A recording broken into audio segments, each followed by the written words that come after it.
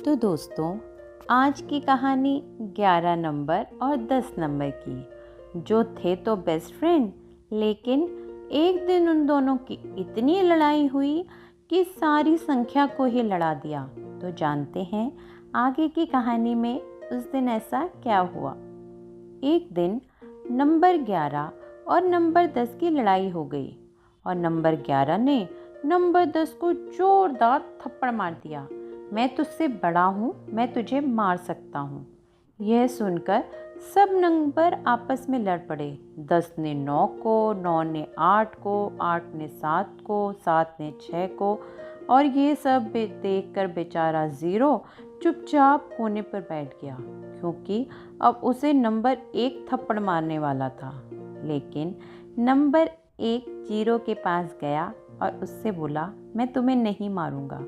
और वो उसके पास बैठकर बोला, देखो हम दोनों साथ मिलकर फिर से 10 बन गए। और तब से जीरो जिसके साथ भी लगता उसकी वैल्यू बढ़ा देता।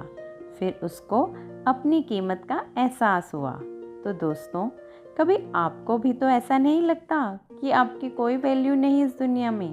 क्या पता आपने अपनी कीमत पहचानी ही नहीं अभी तक, और आप में तो दुनिया बदलने की ताकत थी।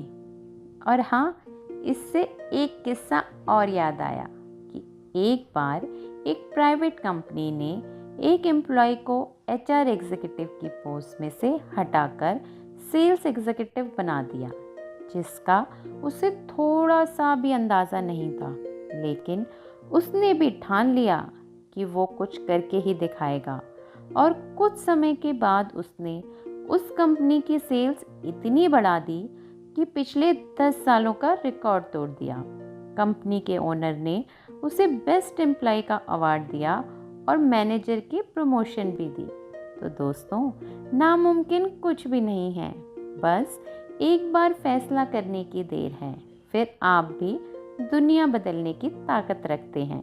तो आज की कहानी बस इतनी सी, और ऐसी ही कहानियों को सुनने के लिए इस चैनल को लाइक, सब्सक्राइब और शेयर करना ना भूलें। और हाँ, बेल आइकन ज़रूर दबाएं, जिससे कहानियों की नोटिफिकेशन आपको डेली मिलती रहे। और इसी के साथ इंतज़ार कीजिए मेरी अगली कहानी का।